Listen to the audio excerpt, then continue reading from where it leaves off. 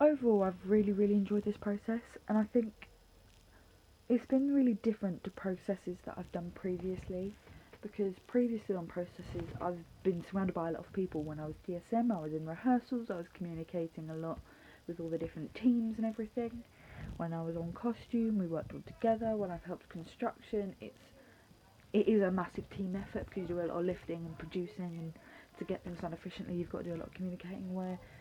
with this project and this whole show and what I've been doing,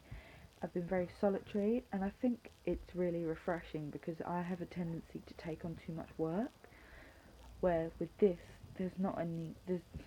all the work I'm producing myself, and because I've planned ahead what I'm doing, I know what I've got to achieve by the week instead of just pushing myself too far. And I think I've really learnt the value of planning ahead during this process. Um, when I did my proposal and my sheet of what I want to aim to produce per week, it really helped me sort of space out my time and space out everything properly, so I'm not rushing through and producing quality work, not rushed work. Um, through this process, I've done a lot of research, and usually I do quite a bit of research, but this research is different to what I'm used to researching, because this time I've had to research materials and what works well with what. For example, um,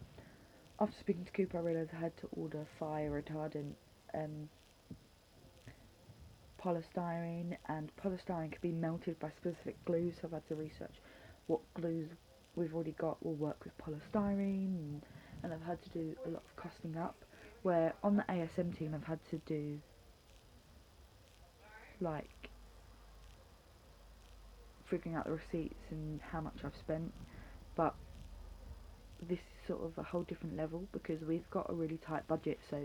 I've had to be careful with what I want and what I'm getting, so it's a whole different learning curve there. I feel like the main issues I've faced during this process is wanting to work on my own projects but not being able to properly do that because I've been called to work on other shows, and that's been really distracting. I feel like I've lost a lot of time through that, and it's been really frustrating. I'm more than happy to help out other shows, but I was really excited to work on my project, and I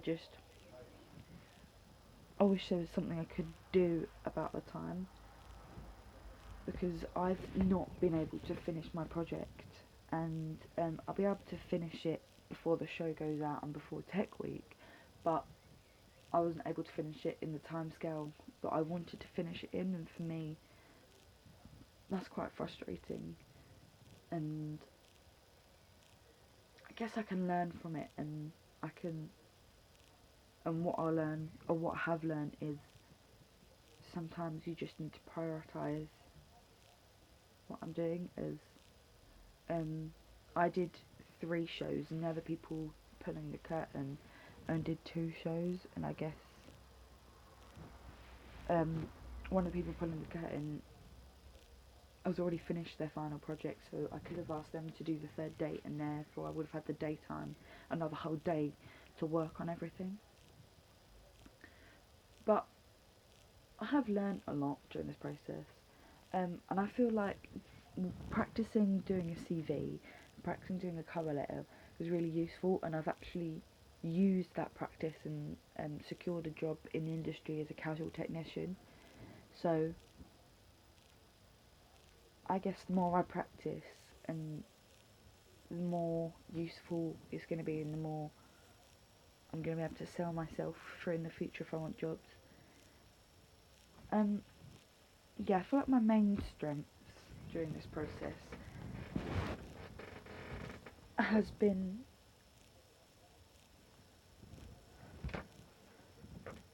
how dedicated I've been, despite having a few health issues, and how even though I've not finished my project, how much I've managed to do in the short practical time I've had. And I also feel like I've stayed really, really focused